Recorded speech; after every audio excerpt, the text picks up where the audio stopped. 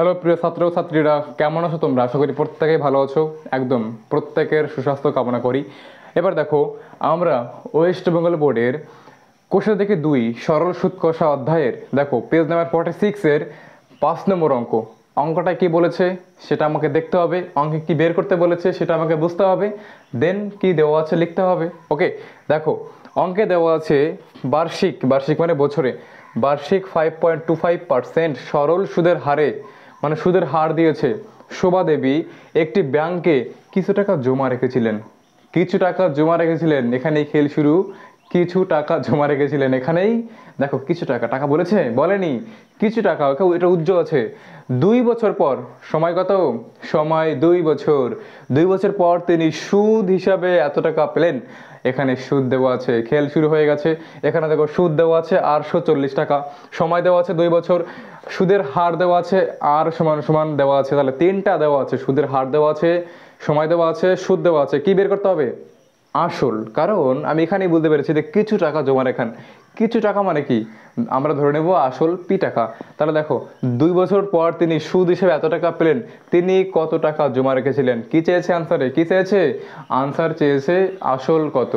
কি কি দেওয়া আছে? সুদের হার দেওয়া আছে, সুদ দেওয়া আছে, সময় দেওয়া আছে। কি বের করতে হবে? আসল। অঙ্কটা ধরা খুব গুরুত্বপূর্ণ। নেক্সট আমাদের কাজ হচ্ছে কি কি দেওয়া আছে লিখে ফেলো। দেওয়া আছে কি কি দেওয়া আছে বলো। সুদের হার, সুদের সুদের সুদের হার অর্থাৎ রেট অফ ইন্টারেস্ট ফর আর সমান সমান কত আছে? 5.25%। দেন কি দেওয়া আছে? তোমার সময় দেওয়া আছে কত? সময় সময় টি সমান সমান কত বছর? 2 বছর। বলো সুদ, সুদ ফর ইন্টারেস্ট কত আছে? আই সমান সমান 840 টাকা। তোমাকে কি বের করতে হবে? আসল। আসল সমান সমান ধরলাম পি। দেখো এইখানে আমরা লিখে দেব। দেখো আমরা তো এইগুলো আমাদের দেওয়া আছে, এগুলো আমাদের দেওয়া আছে। বলো আনসারে কি চেয়েছে? আনসার আসল। তা আমরা ধরি আসল সমান সমান পি টাকা। এটা ভালো হয়, ধরলে না ধরলেও হবে। আসল সমান সমান পি টাকা। এবার বলো আমরা জানি, আমরা কি জানি? হুই নো দ্যাট, আমরা জানি যে সুদ আই সমান সমান পি আর টি বাই 100। আমি তোমাদের সমীকরণের ইকুয়েশন সলভ করা শিখিয়েছিলাম। বলো এখানে সুদ আই দেওয়া আছে, আর দেওয়া আছে, টি দেওয়া আছে। কি বের করতে হবে? পি বের করতে হবে। তাহলে বলো এই এই এখানে আমাকে কি বের করতে হবে? পি বের করতে হবে। তাহলে এই সাইডটাকে এদিকে নিয়ে আসবো, এই সাইডটাকে ওদিকে নিয়ে যাবো, নিয়ে যাও। তাহলে পি আর টি বাই 100 সমান সমান আই।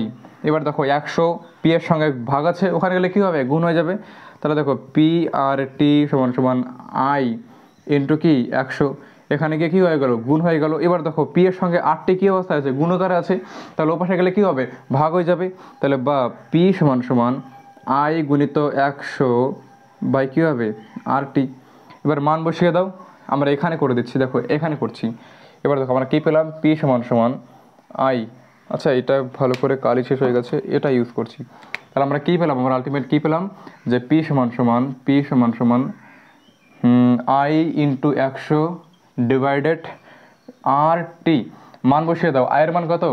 840 ইন্টু 100। বলো আর এর মান কত? 5.25 গুণিত টি এর মান কত? 2।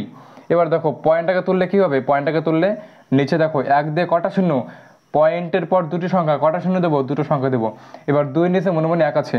এবার দেখো এই ভাগটাকে গুণ আকারে যদি আমি লিখি, তাহলে এই সংখ্যাটা উল্টে যাবে, এই সংখ্যাটা উল্টে যাবে। বোঝা গেছে?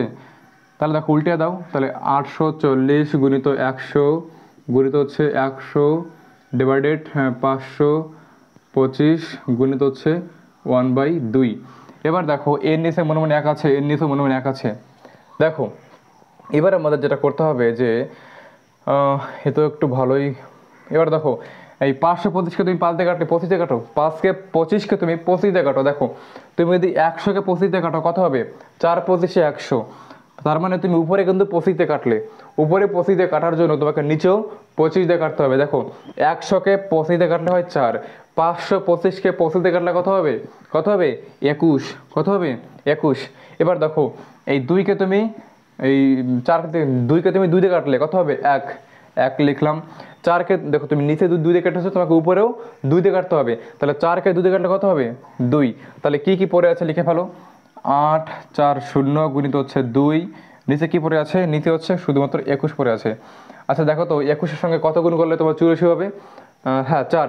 দেখো 21কে যদি তুমি 21 দিয়ে ভাগ করো তাহলে কত হবে 1, আর এই যে 840কে তুমি 21 দিয়ে ভাগ করলে কত কত হবে, দেখো তো কত হবে 4, হ্যাঁ 40, কত হবে 40, কত হবে 40। তাহলে দেখো সমান সমান কত হবে, 40-এর সঙ্গে 2 গুণ করলে কত হয়, 40-এর সঙ্গে 2 গুণ করলে কত হবে 40 না 400। তাহলে দেখো 400-র সঙ্গে 2 গুণ করলে কত হবে বলো তো, 800, 800 টাকা। 1 মিনিট, এত কম তো, এই এই 100 কথা রাখলে, এই 100 টাকা গুণ ছিল, বসাও। আরে বলবে তো, আমার তো ভুল হতেই পারে। তাহলে দেখো কত হলো, এত টাকা। তাহলে উনি কত টাকা রেখেছিলেন বলো তো, 80,000। কত টাকা রেখে, 80,000, 80,000 তো।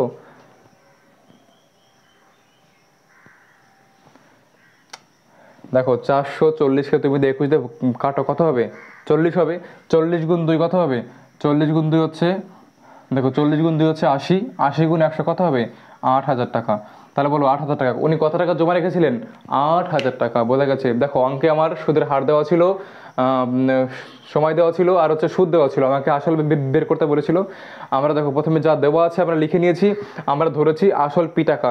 তাহলে আমরা দেখো, আমরা জানি আই সমান সমান পি আর টি, আমরা এখান থেকে পি সমান সমান আই ইন্টু 100/RT পেয়েছি, মান বসিয়েছি, কাটাকাটি করেছি, আমরা পি এর মান কত পেয়েছি 8,000। অতএব আসল সমান সমান কত 8,000 টাকা। যদি কোথাও কোনো রকম অসুবিধা হয় তোমরা আমাকে কমেন্ট করে বলতে পারো, আমি তার যথাযোগ্য আনসার দেব। এই অবধি সবার সুস্বাস্থ্য কামনা করি। জয় হিন্দ।